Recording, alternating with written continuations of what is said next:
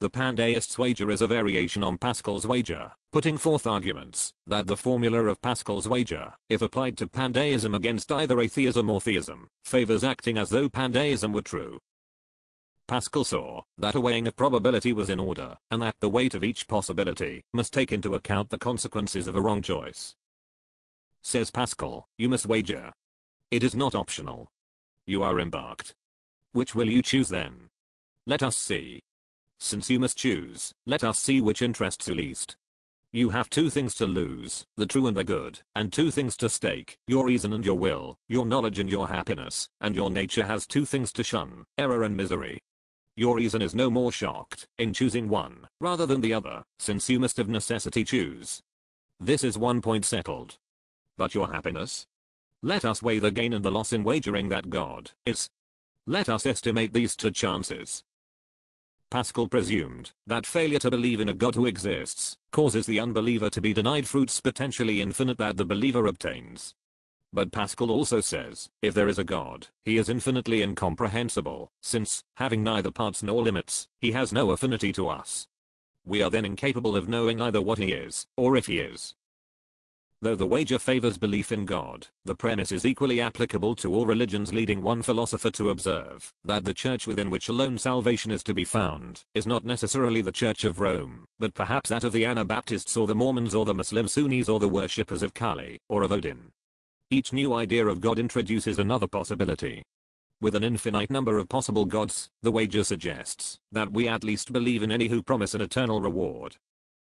Atheists consider worship of a non-existent God to be a waste of time and resources, and a cause of strife.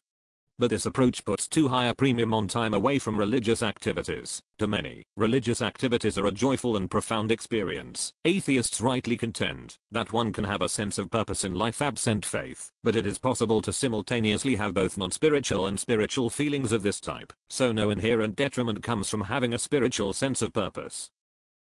If the only flaw with Pascal's wager were the difficulty of choosing the right God, it could easily fall into doctrinal arguments over the quality of textual evidence favoring one or another, but a much deeper problem is the presumption that the correct God will be one that rewards belief and punishes non-belief, irrespective of the conduct of the non-believer. Pandeism offers yet another approach to Pascal's wager, rational assessment of the probabilities. If belief is based on possible negative consequences of failing to do so, the first situation to be examined should be whichever model of God is logically the most likely to be true. So, logically incoherent models must be eliminated. No logic would have us adhere to a God that punishes good people for an understanding of the universe that comports with that person's actual experience. Theistic gods are typically said to have absolute power to control such experience. A God were to punish people for those beliefs, this being would either be evil or insane.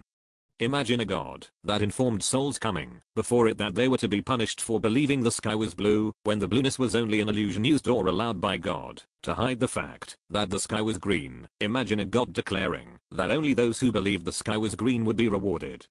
Such an evil or insane being is unlikely to give an infinite reward to anyone. With Pandeism, a more sublime alternative emerges. If the purpose of the universe is for the deus to experience the existence of the universe, then human behavior becomes part of that experience. An afterlife may involve sharing in the whole body of those experiences, so immoral conduct during life is not what theistic texts propound, but what contributes to the sharing of negative experiences by minds sustained in the continuing experience of the deus. The person who inflicts misery on others in life would experience the very misery of his own victims. If our actions were bound upon us in this way, it would make sense to proceed with our lives as though every misery we exact upon another will someday be our own misery, and every joy that we bring to another will someday be our own joy. Pascal's wager asks that we engage in behavior that non-believers would be right in considering wasteful if there turned out to be no God, or a God different from the one believed in. The Pandeist's wager runs exactly counter to this, insisting that we engage in behavior that enriches our own lives and the lives of others, maximizing positive physical and emotional experience, while minimizing the negative. No waste inheres in such a consequence, even from the point of view of the committed non-believer, so instead of proposing an infinite win for the person who fortuitously calls out the correct name of God and an infinite loss for all others, this view proposes an infinite win for all who devote their time on earth to bettering the life of others, while enjoying their own, and provides a rational spiritual basis for acting. In exactly this manner,